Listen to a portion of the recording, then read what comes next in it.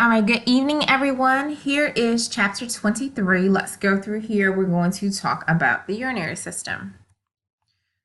So, one of the first things we're always going to do is name and, of course, locate the organs. So, what we have with the urinary system, we have 6 major organs: 2 kidneys, 2 ureters, a urinary bladder, and a urethra. Now, from looking at the screen, just to be familiar with everything, here's a kidney. Here's a kidney. Moving through here is a ureter. Moving through here is a ureter. So a ureter is connected to each kidney.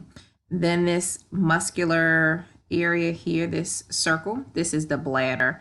And then the urethra is down here. But as we get further down and we start talking about the differences between males and females, what we will see is that the males have a much longer urethra than females do. And because that males have a much longer urethra to travel than females are more prone to get infections because the bacteria or any pathogen have a much shorter route to travel. All right, let's look at some of the functions.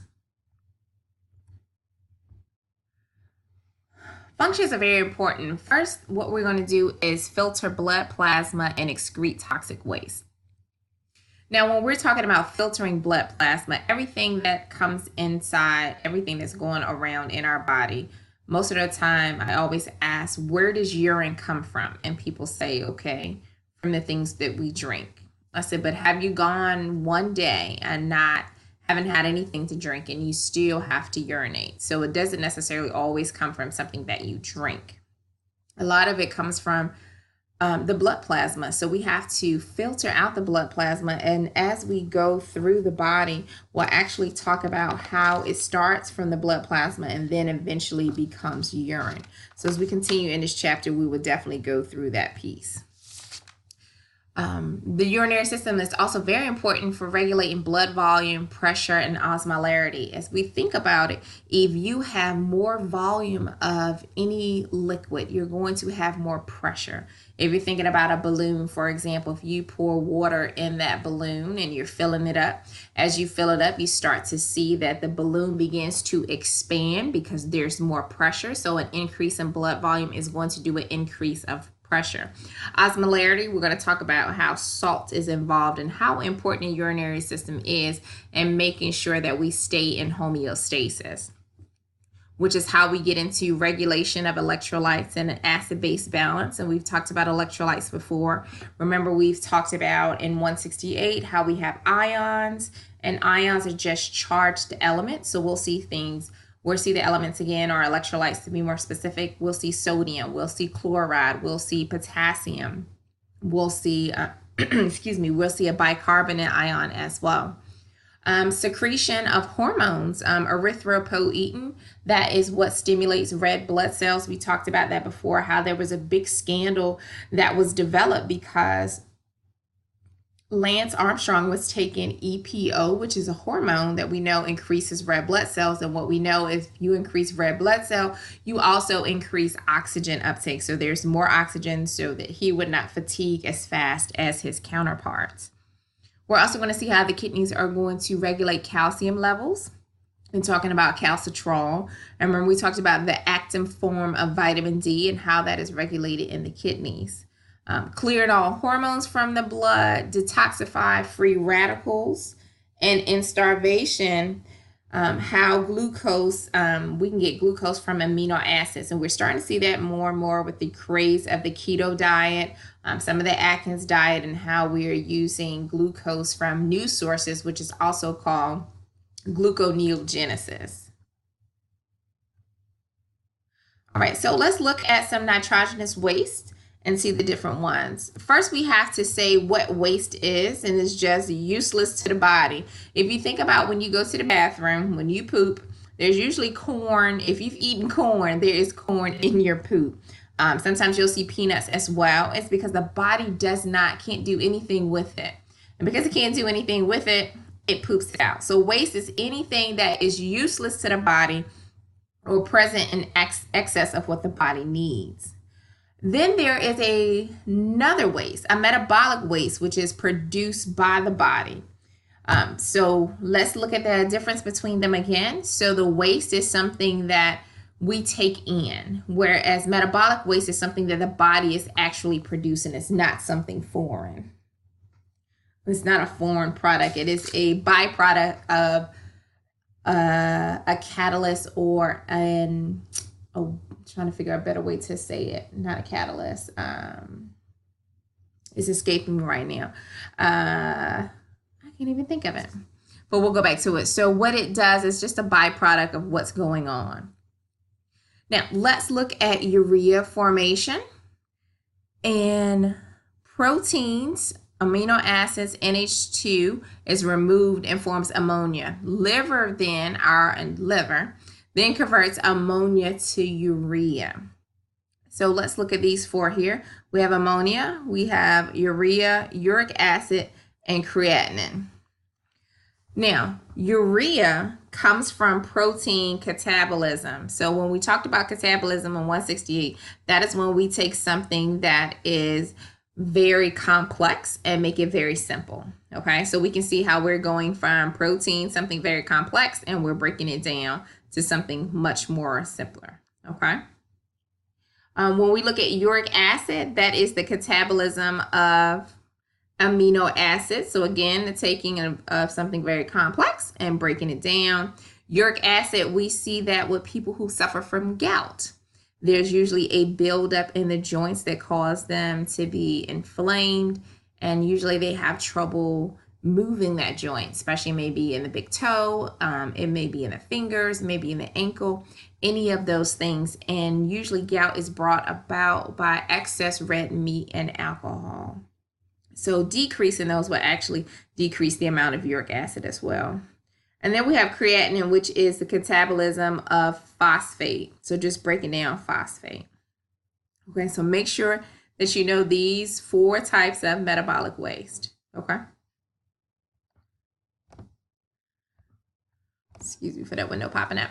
All right, next we'll go into BUN. I've always gotten corrected. I've always wanted to call it BUN, but it is BUN, blood urea nitrogen, which is just simply the level of nitrogenous waste in the blood. So how much nitrogen is in the blood? So make sure that you know the normal levels. So when we know the normal levels going from this chapter to the next one, we're able to diagnose and we're able to look and see how we're either in the correct range or how we've gotten out. And remember, when we go out of that correct range, which is that homeostasis, that safe zone, that is when diseases start to develop. Sickness and disease develop because we are outside of homeostasis. So azotemia is elevated BUN. And what we see there, if we're drawing blood and we see that this BUN is elevated, there may be a clue to renal insufficiency, meaning the kidneys, something is wrong and they're not performing how they normally do. That's why one of the first things we always like to do when a patient is sick and we're trying to figure out diagnostics, blood is a great way to tell us what's going on in the body, from white blood cells to red blood cells to all of the proteins in the body. It will give us levels, and we have levels of what's normal. So anytime we're out of range, we can look at it and say, hey, the body is out of range, so this is where the sickness is stemming from. And then we can kind of draw conclusions on how we're going to treat it. So then we have uremia. And this is also a syndrome of diarrhea, vomiting, dyspnea, cardiac arrhythmia stemming from toxicity of nitrogenous waste. We've all seen Grey's Anatomy or ER or some Chicago Hoop, some type of show where there is some type of medical workers there, whether they are EMTs or whether they're in a hospital, any type of those settings. If these electrolytes are off, they can affect the heart greatly, especially when we start talking about potassium and how much potassium the heart can take and what it does to create that heart, to give it an arrhythmia. So too much of it, of course, will affect the heart. And we know, as we've been learning, anything that affects one organ does not just affect that organ. They're all joined together, so it's going to affect some kind of system. So we know if it's affecting the heart, it's going to affect the cardiovascular system, which is going to affect, again, We're going to talk about the circulatory system, which then is going to affect the respiratory. So they're all connected. And the more and more we get to see that all the systems are connected, and we're no longer compartmentalizing and saying, oh, if we just fix this one area, it'll be okay. We need to realize that all of these systems are affected by one thing.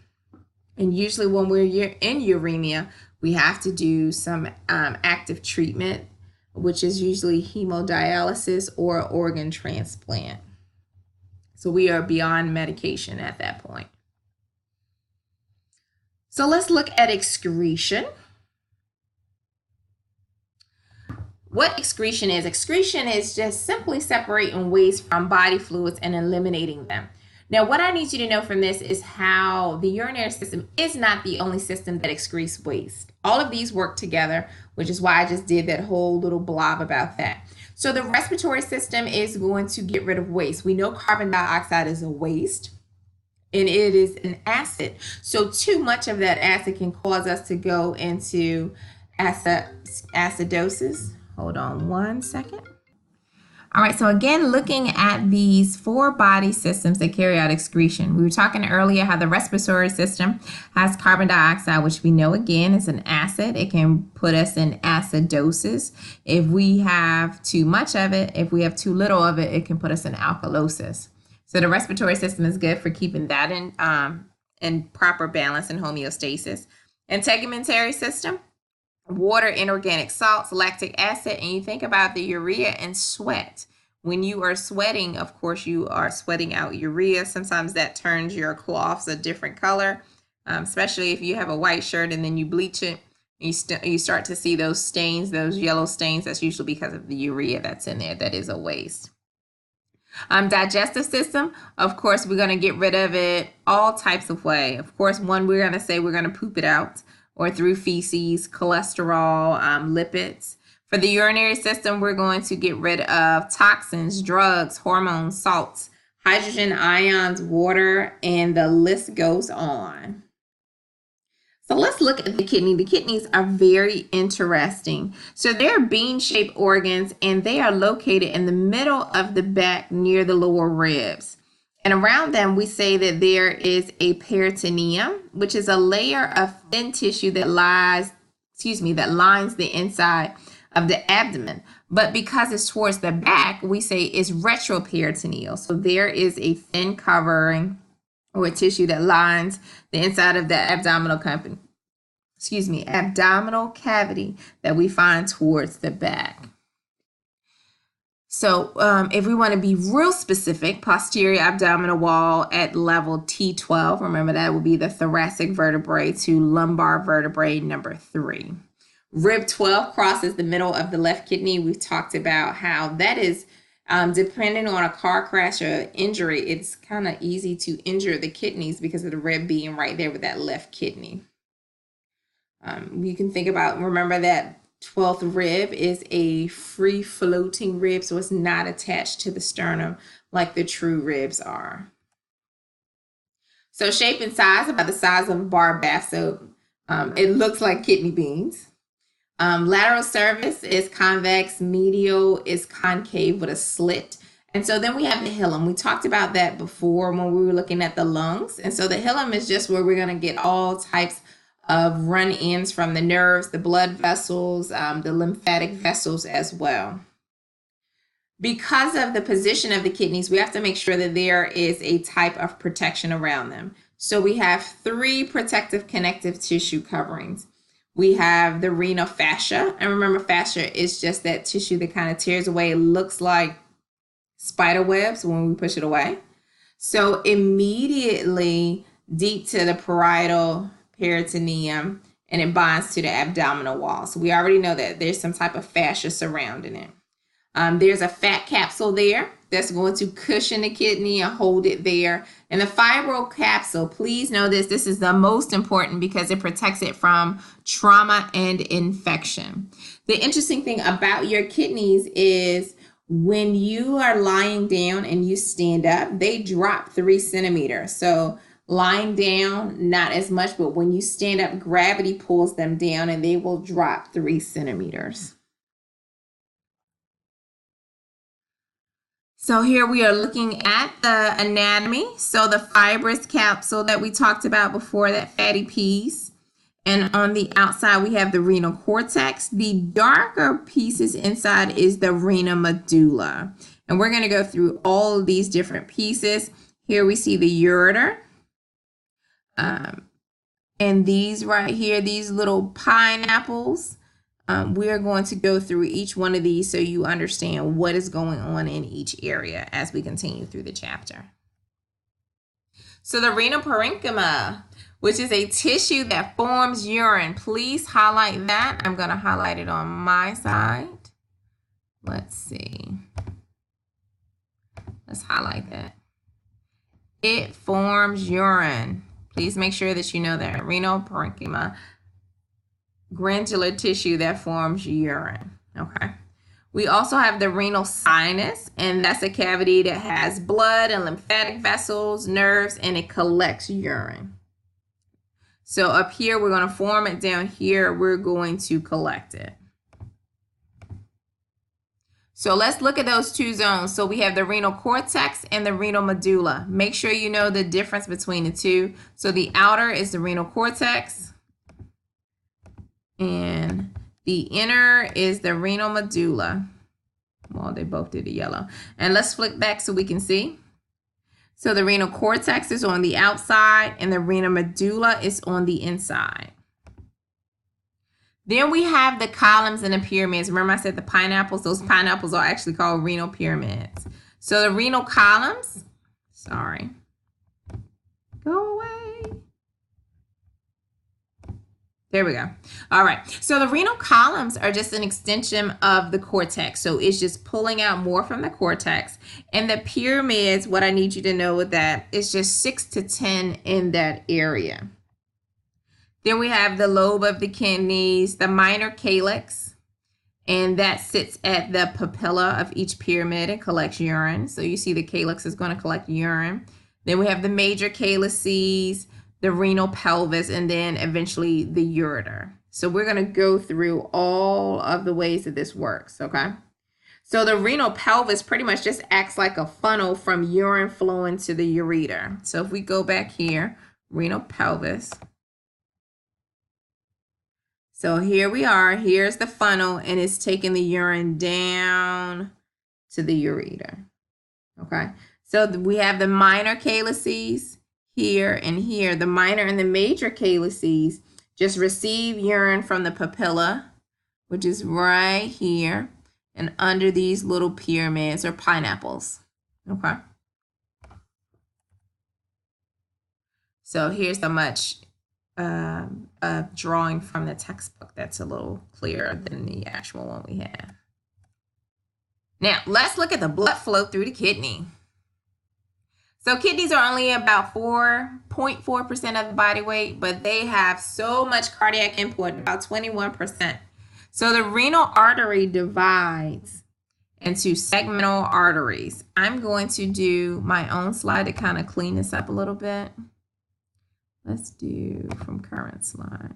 Oh, no, that's not what I wanted. Let's insert a new slide and allow me to write. Okay, so we're going to say blood flow.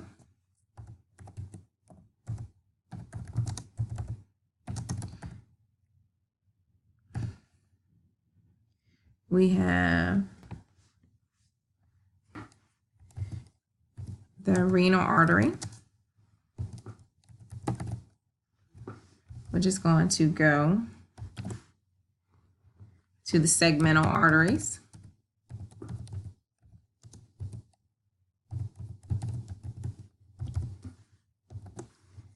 to the interlobar arteries, to the arcuate arteries, and then we have the cortical radiate arteries, and from here we have afferent arterioles. Remember, we talked about how arterioles are the greatest resistant vessels. Then we have the glomerular capillaries.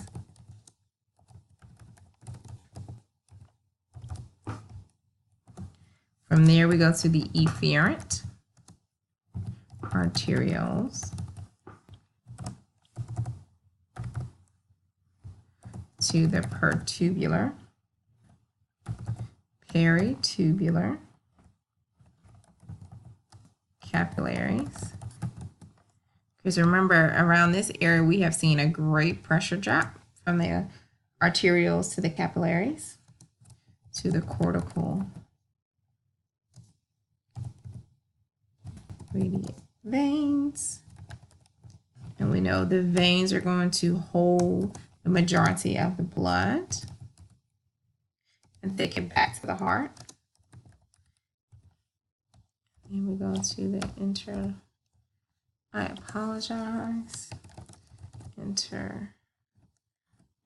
veins. And from there, we go to the renal vein.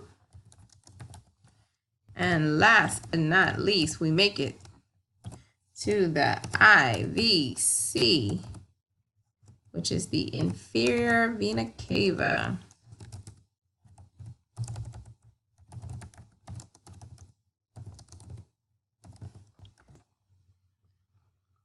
Okay, so make sure that you understand and you can reproduce this blood flow. Okay, spell cortical wrong. There we go. Spell capillary is wrong too. All right. I think it just doesn't look like that. That's put that way. Okay, so remember at the end, the renal vein is going to empty into the IVC. And here we go again. They actually started a step before me, which was going from the aorta, the huge burst of blood. So we got aorta, renals, and it goes all the way down. Okay, aorta, renal, segmentary, interlobar. So everything we just did. Now let's look at tracing the fluid, how the fluid flows through these renal tubules. Each kidney has about 1.2 million nephrons. I need you to know what a nephron is. So the nephron is the principal cell that we are using for the kidneys. Needs you to know that. Nephrons, you'll hear it over and over again. So we talked about the two parts before. So now we're going to look at the two parts of the nephrons. We looked at the two parts of the kidney. Here are the two parts of the nephrons. So we have a renal corpuscle and a renal tubule. Two different things, but they have two very important processes and what they actually do. The renal corpuscle, there we go, filters the blood plasma. We talked about that in the very beginning as one of the roles of what the urinary system does. And the renal tubule is a tube that's going to convert that filtrate, and the filtrate comes from here. So filters the blood plasma and converts it into urine. Okay. The renal corpuscle consists of the glomerulus and the two-layer glomerular capsule. Okay, so we need to know those parts as well. The renal corpuscle and how it breaks down into two places, the glomerulus and the glomerular capsule. Now, here are some words that we've used before and looking at how they are set up. The outer layer, the parietal layer, is simple squamous epithelium. Remember we talked about simple squamous. Anytime we use that type of epithelium, gas exchange is very easy. Fluids are able to go through it very easy because it's not a thick membrane. So it's very, very easy for things to be transported to go through simple squamous. Visceral, which is the layer of the glomerular capsule, has podocytes. Podocytes, I need you to know, podocytes are these little holes. It almost reminds me of looking at a strainer. If you're about to cook spaghetti and you pour the noodles in the water in a strainer so that you can separate it, the water goes away, but the noodle stays in a bowl. That's what the podocytes are going to do. They're going to strain the fluid out, whatever's not supposed to go. So let's look at it. So we have the flow of blood and the flow of filtrate. So we have that afferent and efferent arteriole. Remember, those are the greatest pressure vessels there.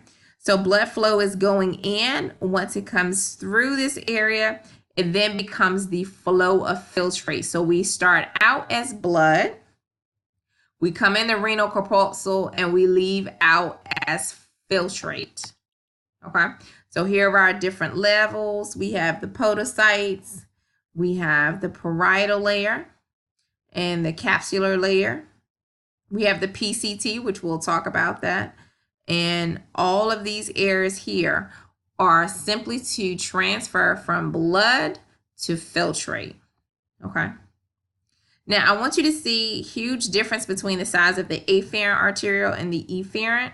And the reason being is because of pressure. When we start talking about, again, how pressure is controlled and how the urinary system actually deals with pressure.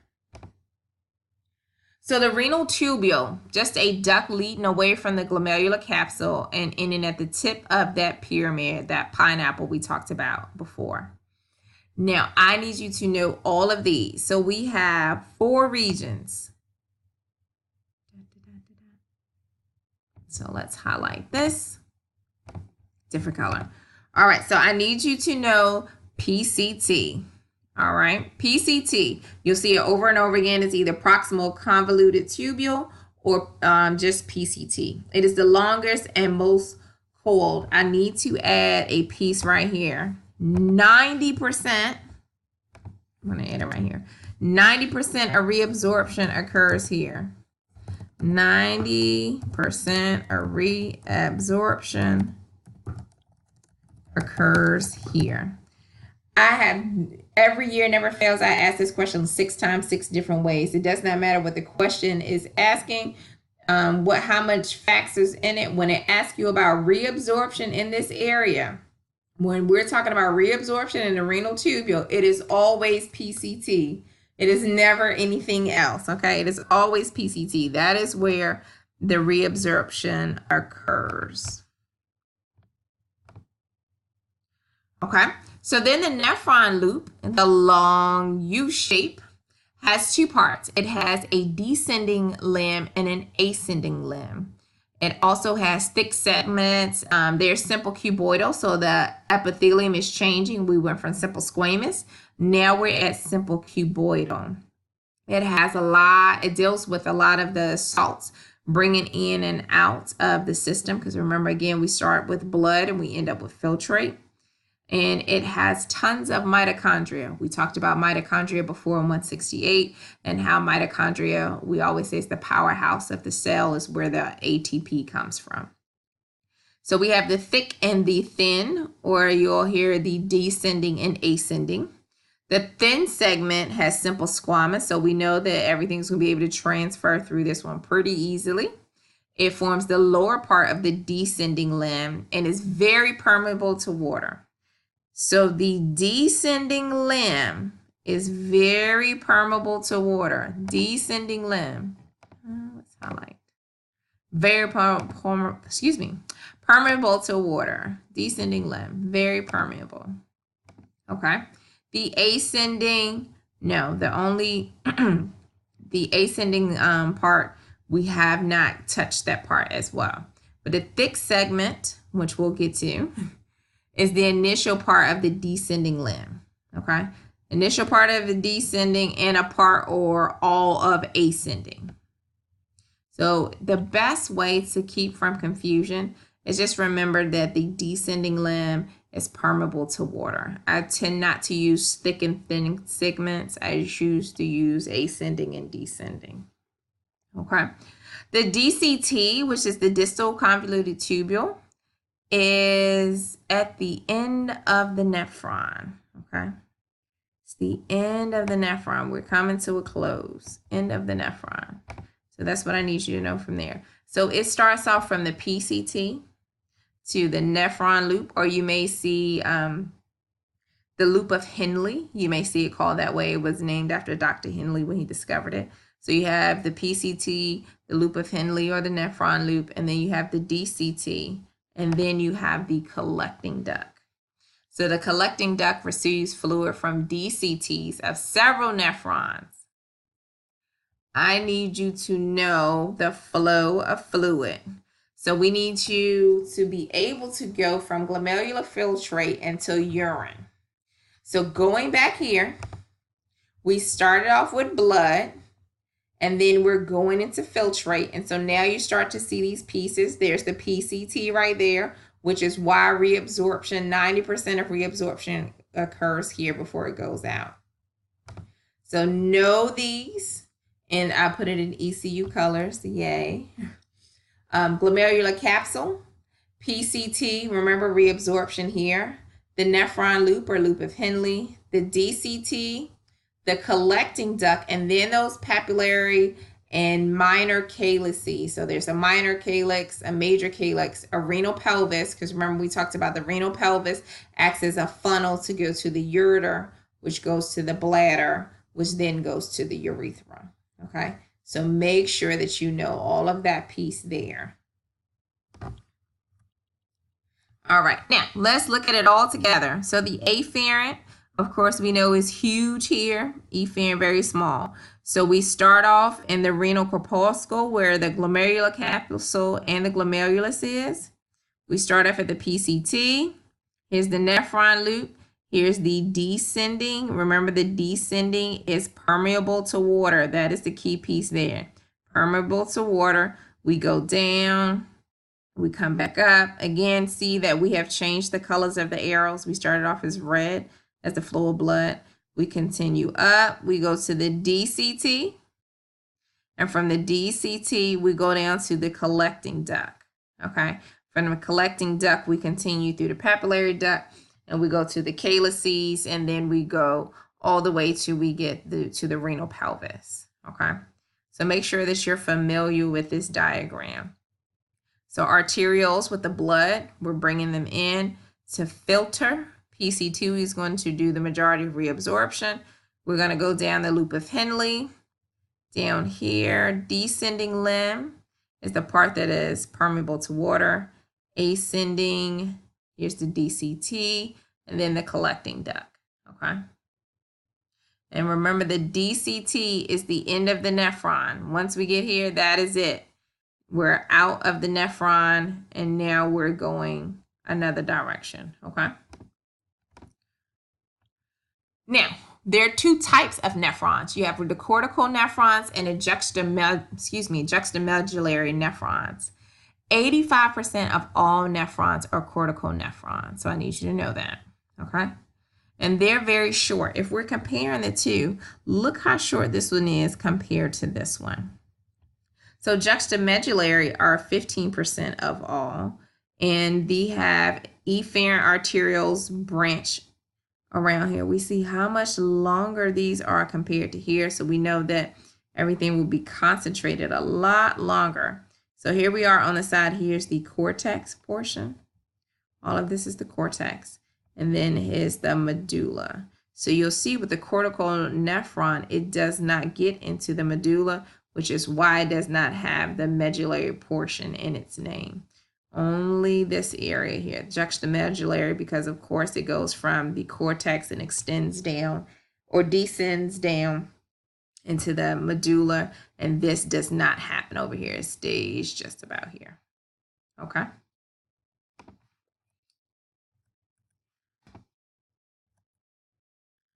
All right, let's look at some urine formation.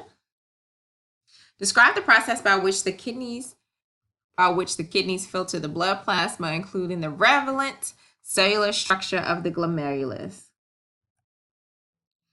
So here we go. Glomerular filtration creates a plasma-like filtrate of the blood. Again, always, I can't say this enough, we always start out as blood. So we know this side is thicker than this side, so we can automatically say this is the afferent arteriole and this is the efferent arteriole. We go into the corpuscle, we see the arrows have changed, so we went from blood, now we have the filtrate, and we're flowing through. So we're going through 4 steps. Glomerular filtration, which we know this is the glomerulus. Tubular reabsorption, we know that is going to be in the PCT. We're going to take as much reabsorption as we can. Tubular secretion, We're going to remove any additional waste from the blood. And then water conservation. We're going to remove water from the urine and return it to the blood. Okay. So let's look at that. Glomerular filtrate, the fluid in a capsular space. It has no protein, just about no protein. So let's highlight that.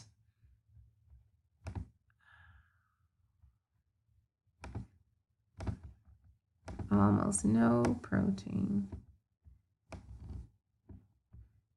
Okay. Oh, that didn't work.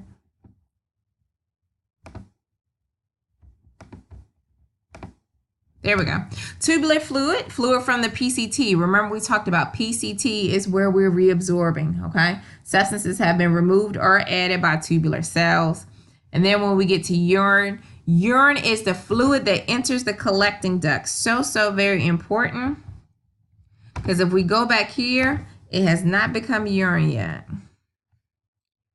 So the DCT, that's why we say the DCT is the last part of the nephron, because once we get to the collecting duct, it is now called urine.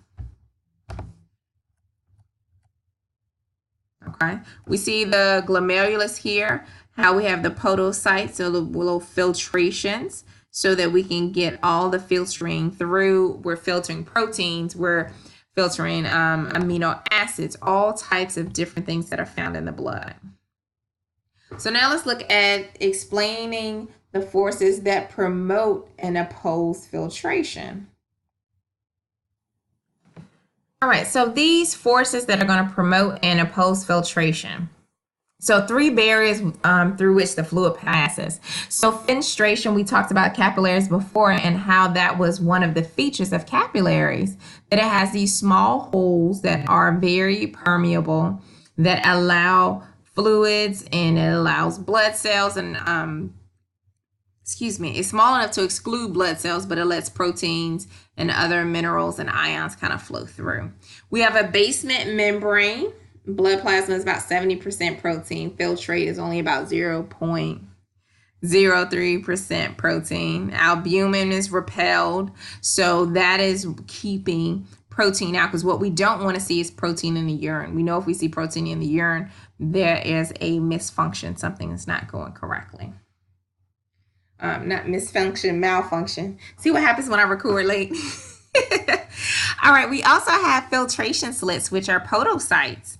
Podocytes are sitting there and they wrap around the capillaries, and they also are going to block large anions. And anions, if we remember back from 168, are negatively charged elements. So if we think about something like chloride, chloride would be an anion because it has that negative charge at the top by its element name. So you'll see a Cl and it looks like a minus or a subtraction signal. So almost any molecule smaller than 3 nanometers can pass freely through the filtration membrane. Water, electrolytes, glucose, fatty acids, amino acids, nitrogenous waste, and vitamins. That is why it is so important that we have so much reabsorption occur at the PCT, proximal convoluted tubule. That's where the majority of our reabsorption occurs. Now, some substances of low molecular weight are bound to the plasma of proteins and can't get through. Calcium, iron, and the thyroid hormone. They cannot get through. Kidney infections and trauma. When those things do get through that are not supposed to, they can damage the filtration membrane. And we'll get things like albumin, who previously couldn't get through, is now escaping. So we end up with protein in the urine, or proteinuria. Presence of protein in the urine, or albuminuria. Oh, I'm struggling with that one. So what that is albumin in the urine, hematuria, which is the presence of blood in urine. We know the only time you are supposed to be able to see blood in urine and it's okay is if a female is on their menstrual cycle. That is the only time it is okay to see blood in the urine. Now, distance runners and swimmers often have temporary proteinuria or hematuria, and it goes away after they finish their sport. So anytime there's a strenuous exercise, if we think about marathon runners, when they're running for such a long time, it puts the kidneys at risk. Not that it will damage them in any kind of way because it's temporary. And of course, the body always finds a way to go back to homeostasis. So what we're looking again, that afferent and efferent. So high blood pressure in a glomerulus makes kidneys vulnerable to hypertension. So usually when we see patients who have hypertension, there's usually affecting their kidneys as well. The bad thing about that is because that high blood pressure, more than what's supposed to be, can cause those kidneys to scar, and then things like we just saw, like the glucose and the protein, begin to break down those filters that keep them from being in the urine. So actually high blood pressure can damage the kidneys. We end up with nephrosclerosis and arteriosclerosis of the renal blood vessels, which eventually can put the person in renal failure, which we do not want to see. Because once we see that a person is in renal failure, then we have to end up putting them on either dialysis, or we're working on a kidney transplant. Okay, let's look at GFR and what GFR actually is. Let's see. GFR is simply the amount of filtrate formed per minute by the two kidneys combined. So don't go with this. We're just going to stick with this right here, this definition up here. Okay. So a GFR of 60 or higher is normal. Remember, we always want to look and make sure that we have the homeostasis value, what is going on. So if we have GFR of 60 or higher, that's normal. If it's greater than 60, we usually know there is kidney disease. It could be medication. If it is greater than 15, we know that, of course, that is very low. There's kidney failure once you get around there. Okay. So GFR, what if it's way too high? Fluid flows through the renal tubes too rapidly for them to reabsorb. So the person ends up being dehydrated, electrolyte depletion, because the body is not absorbing the PCT again and again, is not reabsorbing where it needs to be. If GFR is too low, we start to take in the waste. The waste are reabsorbed. So azotemia shows up again, and we looked at that and how that can cause us to go into hemodialysis and needing a kidney transplant. So it is a perfect balance to it. Now, GFR is controlled by adjusting glomerular blood pressure from moment to moment. So it's always working to kind of make sure that we stay in homeostasis. We can do renal autoregulation, sympathetic control, and we can do hormonal control.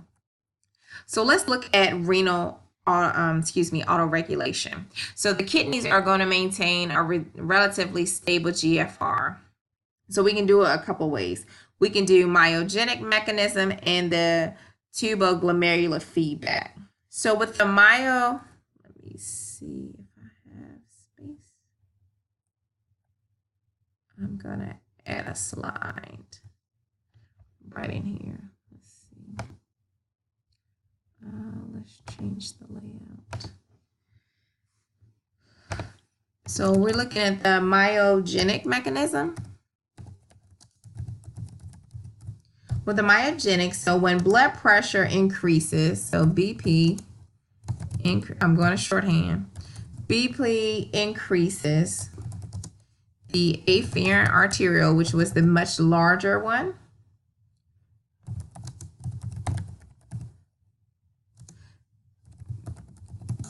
becomes stretched.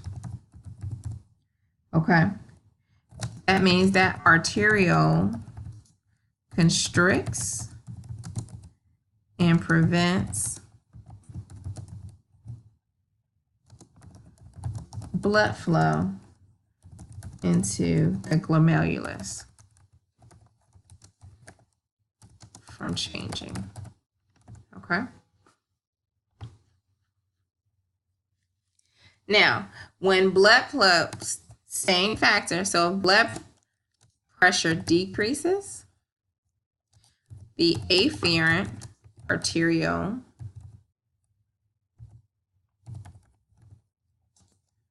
relaxes and allows blood flow to flow more easily. Okay, so myogenic mechanism, blood pressure increases, the afferent arteriole becomes stretched. The arteriole is going to constrict and prevent blood flow into the glomerulus from changing. So we are going to stop the blood flow because we know if we increase blood flow, we're going to increase pressure. And if the blood pressure is already increased, we don't want to increase it anymore. Now, if the blood pressure is decreased, we're going to allow the arteriole to relax so we can increase the blood flow. The blood flow will start to make sure that it is going on a normal route, and so blood pressure will stay maintained. Okay, so that's the myogenic. Now the tuboglomerular, let's add that one.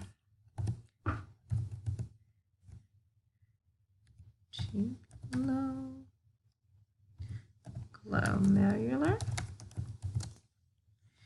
What this one does is prevents overloading the DCT with NaCl, which we know is salt. Okay, so when GFR is very high, NaCl is increased, and there is a portion in this area called the macula densa will swell and secrete ATP. So we can prevent excessive sodium in water, because remember, wherever salt is, water is coming right behind it. Okay, so let's look at this feedback control. So high GFR, increased sodium, which we just talked about, increased sodium, load in the nephron, macula densa secretes ATP. The mesangial cells metabolize ATP to adenosine. Adenosine stimulates granular cells. The afferent arteriole constricts, and then we reduce GFR. So this is the beginning of the cycle to finish here. Okay, so tubular glomerular prevents overloading the DCT with NaCl. So we got a high GFR, increase the sodium load in the nephron loop. Macula densa is going to produce ATP. We're going to break down ATP to adenosine. Adenosine is going to trigger granular cells. We're going to affect the afferent arteriole is going to constrict, and then we have the reduced GFR, which is what we want. All right, now this renin-angiotensin mechanism is very long, and I want to make sure that I take my time in class and go through this one because it is very important. This one will be an essay question. So I'm going to finish this up in class, okay? So we're going to stop right here at the renin-angiotensin aldosterone mechanism. I will see you on Monday.